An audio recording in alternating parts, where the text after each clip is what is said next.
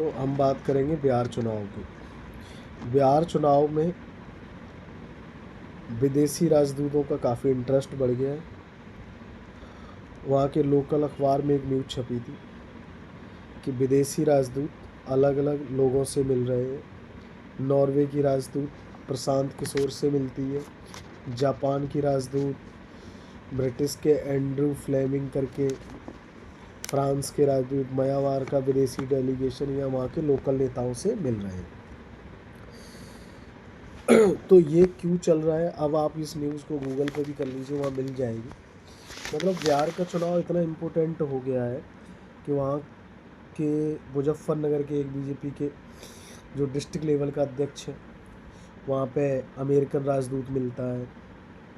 तो 4-5 नाम तो न्यूज़ में है। तो ऐसा क्यों हो रहा है? ऐसा इसलिए हो रहा है कि मोदी जी अमेरिका को सबक सिखा रहे हैं या उनके आगे झुक नहीं रहे। और डीप स्टेट ऐसे ही काम करता है कि किसी तरह मोदी जी बिहार में भी चुनाव में जीत जाए। अब जब राज्यों में जीतेंगे तो देश में तो अगला चुनाव वो जीतेंगे ही जीतेंगे। तो भारत को कैसे कमज़ोर किया जाए। और एक प्रोपेगेंडा इन्होंने वोट चोरी का शुरू कर ही दिया है। इसमें विपक्षी पार्टियां भी शामिल हैं कि एन केन किसी प्रकार मोदी जी को कुर्सी से हटाया जाए। कभी मणिपुर को लेके आते हैं, मतलब ऐसे मुद्दे घटते रहते हैं। अब होता क्या है कि ये लोग छोटी छोटी चीज़ों से करते हैं, ये स्लो पॉइजन की तरह काम करते हैं कि जैसे इन्होंने श्रीलंका में किया, बांग्लादेश में किया, पाकिस्तान में किया।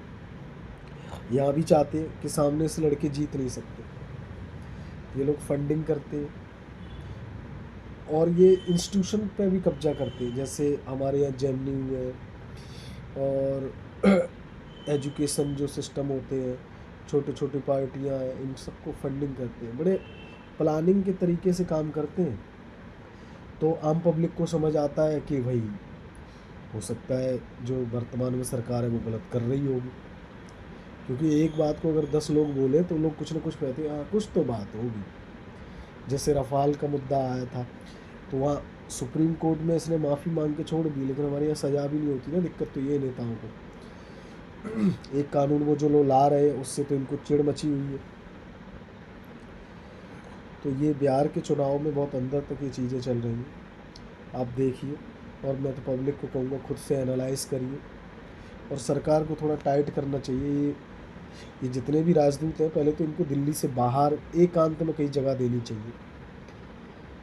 और ज़्यादा ये इधर उधर घूमते हैं ना, इनके पीछे पूरी तैयारी रखना चाहिए, कहाँ जा रहे हैं, क्यों ये पैसा खर्च कर रहे हैं।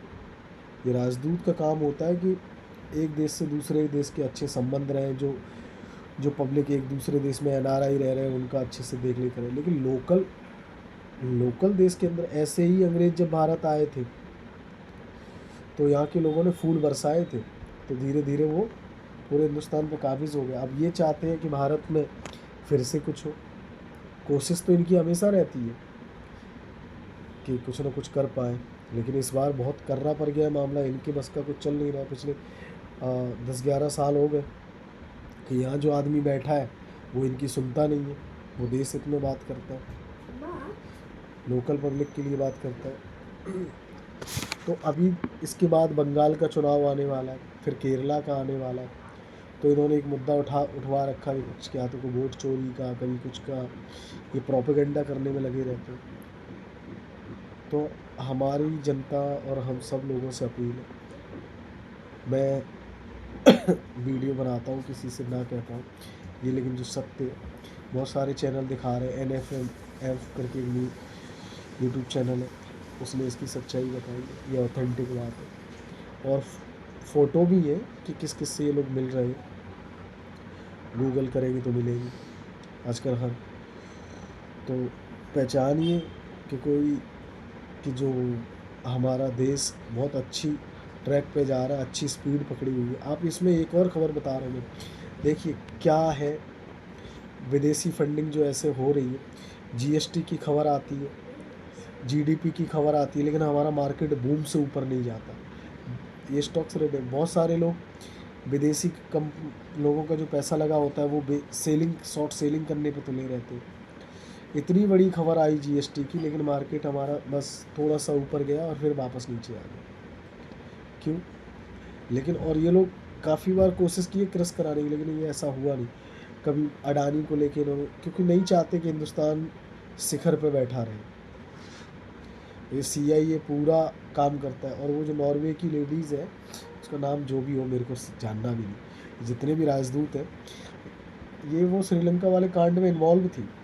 अमेरिका इसे हायर करता है, अमेरिका से इसके अच्छे संबंध हैं।